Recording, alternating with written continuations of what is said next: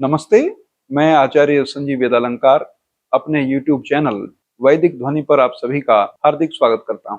मित्रों, हम सब ये चाहते हैं कि हमारे जीवन में बहुत आनंद रहे, बहुत खुशी रहे, हमें कोई कष्ट ना हो, किसी वस्तु का कोई अभाव ना हो, जीवन में कोई बाधा ना हो, कोई कांटा ना लगे और हमारा जीवन बड़े आनंद से बीतता चला जाए। ऐसी अभिलाषा सबकी होती है, परंतु इस अभिलाषा के चक्कर में हम ये भूल जाते हैं कि इन सब का साधन क्या है। मैं इस बात पर सहमत हूं कि हमें बहुत आनंद करना चाहिए, नाचना चाहिए, गाना चाहिए, खुश रहना चाहिए, खूब आनंद मौज करनी चाहिए। कोई विरोधी बात नहीं है, कोई शास्त्र इसकी बुराई नहीं करता है। आनंद का जीवन तो जीना ही चाहिए। और जीवन का उद्देश्य क्या है? यदि आनंद नहीं है तो फिर क्या है? परंतु ये होगा कैसे? आनंद कैसे आएगा? क्या ये बहुत सारा धन इकट्ठा कर लेने से आएगा? तो इसका उत्तर ये है कि जिन्होंने बहुत सारा धन इकट्ठा किया हुआ है पहले ही, उनके जीवनों में झांको, देखो जरा कि जिनके पास बहुत सा धन है, क्या वो सुखी और आनंदित हैं?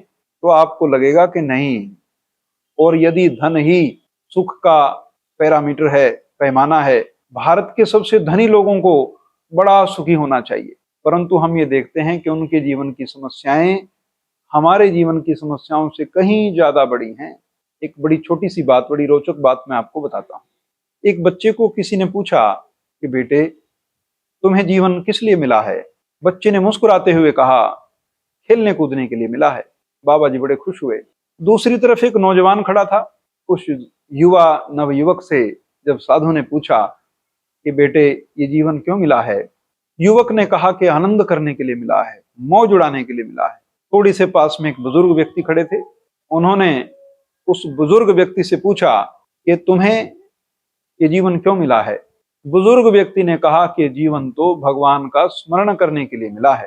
तीन लोग, तीनों की आयु में अंतर और तीनों के जो उत्तर हैं उसमें भी अंतर है, और तीनों ही सत्य कह रहे हैं, कोई झूठ नहीं कह रहा है। जो छोटा बच्चा है उसकी बुद्धि खेलने कूदने से बाहर अभी गई नहीं। उसको लगता है कि रात होनी नहीं चाहिए, बस दिन ही दिन हो और मैं खेलता ही रहूं, खेलता ही रहूं। जैसी उसकी आयु है उस आधार पर उसका ये सोचना ठीक है। और नवयुवक जिसकी इंद्रियां विकसित हो गई हैं और अपना विषय मांग रही हैं, उस व्यक्ति का ये कहना कि संसार में तो मौज मस्ती करनी है, आनंद करना है, वो भी ठीक कह रहा है। और तीसरा व्यक्ति जो एक बुजुर्ग है, वृद्ध मनुष्य है, उससे पूछा गया तो वो कहता है कि जीवन ईश्वर भक्ति के लिए मिला है। वो भी ठीक कह रहा है, क्योंकि अब कुछ और हो नहीं पाएगा। वृद्धावस्था में और क्या हो सकता है? और एक आश्चर्य की बात और कहूं, यदि कोई व्यक्ति उसे पुनः नौजवान बना दे, बूढ़े व्यक्ति को पुनः नौजवान कर दे, नौजवान बनते ही उस बूढ़े व्यक्ति की प्राथमिकताएं तुरंत बदल जाएंगी। वही व्यक्ति जो वृद्धावस्था में होने पर यह कहता था कि जीवन तो ईश्वर की भक्ति के लिए है, वही व्यक्ति जब जवान होता है तो उसे इन बातों का ध्यान भी नहीं आता। लेकिन इन तीनों उदाहरणों में एक चीज सामान्य है, तीनों के पास शरीर है, तीनों के पास अपने अपने विषयों को समझने की थोड़ी थोड़ी शक्ति और क्षमता है।